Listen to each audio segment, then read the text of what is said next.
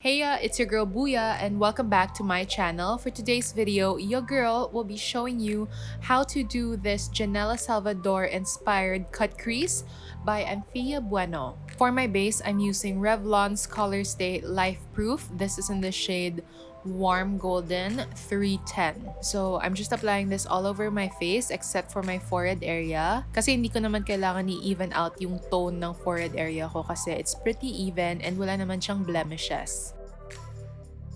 And I'm blending it with my favorite NYX Cosmetics multi-use buffing brush.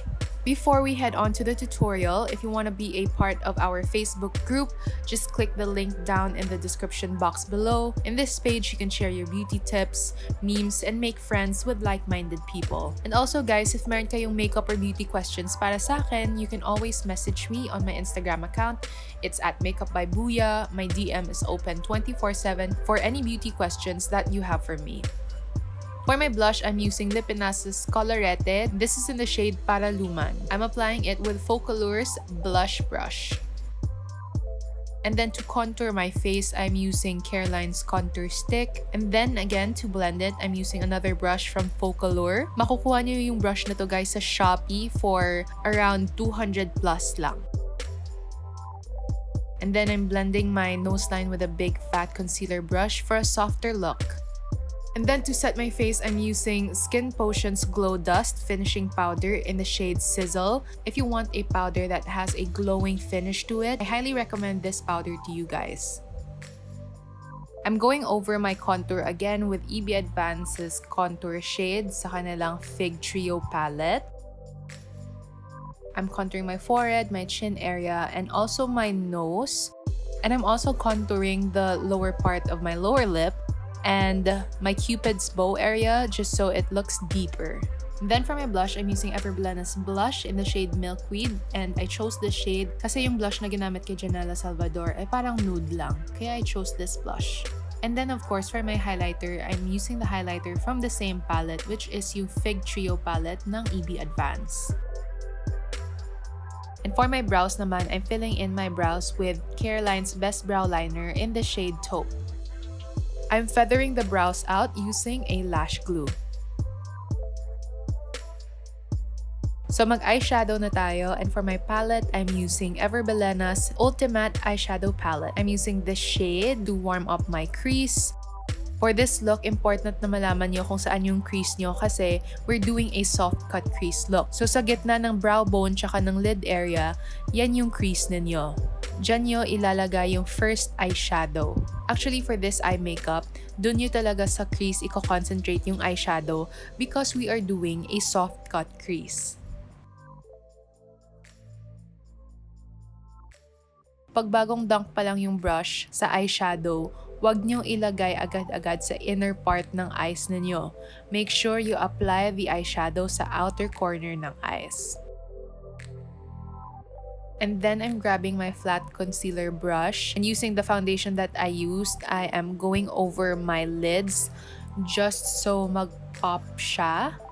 And para ma-soften a little bit yung line sa crease. And then for my lid area, gagamitin ko yung shade na to. And I'm applying it just all over my lid area. Actually, sa lids ni Janella Salvador, medyo may glitter texture. Kaso wala akong available na eyeshadow na parang ganun kay Janella. So, completely matte tayo guys. And I'm grabbing this darker brown shade. And I'm using a smaller tapered brush para mas defined yung lines. Pero kahit I'm defining it guys, I make sure na soft pa rin yung line kasi soft cut crease lang yung look ni Janella. And with the same dark brown shade, I'm applying it on the outer area of my eye na parang smoky wing liner. Kasi when you observe Janella Salvador's look, parang may ganun na effect eh.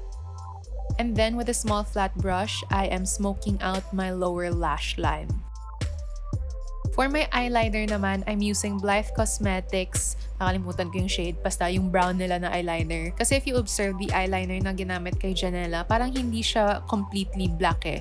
It's dark but it's not black. Tapos guys, when I line my eyes, I apply a very thin line sa my iris area ko. And the reason for that is ayaw ko maging mas round or mas maging malaki yung itsura ng eyes ko or mas maging round.